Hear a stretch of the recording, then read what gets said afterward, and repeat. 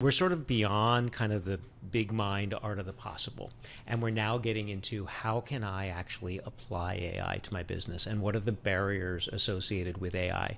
So a lot of the axioms that have always applied to tech apply here, which is, things like garbage in, garbage out. You got to get your data organized. You've got to understand how to structure your data in order to make sense and in order to be able to synthesize your data, in order to make better decisions with your data. And so we're spending a lot of time talking with customers around the choices they make around their data, how they invest in their data, and how they can really think about structuring it for a world where they're going to be making decisions that they're potentially synthesizing and getting output from AI. Carol knows this. I've been completely obsessed with the sort of two different schools of thought when it comes to the development of artificial general intelligence, AGI, especially in the wake of everything that happened at OpenAI. Sam Altman, you came on and spoke to us during that crisis. I don't know if I could call it a crisis, actually. During the drama. Let's call it drama. The thing. The thing, yeah. Are you spend, you're in this day in and day out.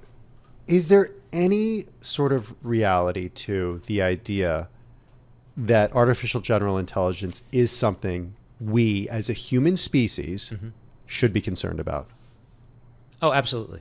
There is. It's going to take a while for us to get to that point. And I think that seeing companies start to come together and have a discussion around the responsibility and not necessarily doing it after the horses have left the proverbial barn is very, very important. And I think we're starting to be able to elevate that discussion. But I definitely believe that the ability to do harm and the ability to spin people up with misinformation, those are things you can just start to see on the horizon, where we really have to think about what is the provenance of that decision or of that data. And I think we're going to see a lot of that. I think we're going to see governments start to require, okay, you've been told something, but what was the source of that? Where did that information come from? Sounds like journalism.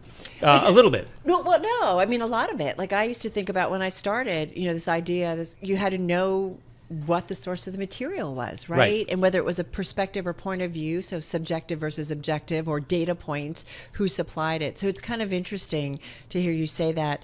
But I do wonder, what's it going to take, Crawford? Are we going to be kind of chasing just like we were in social media, right? Where's the policing still sadly, there? I think companies are going to try to get ahead of this. I think governments are going to try to get ahead of it, but we are going to be chasing it for a long time. I mean, what happens when someone can apply AI to a social engineering piece of ransomware that works really, really well, and I'd like to have 30 by tomorrow morning?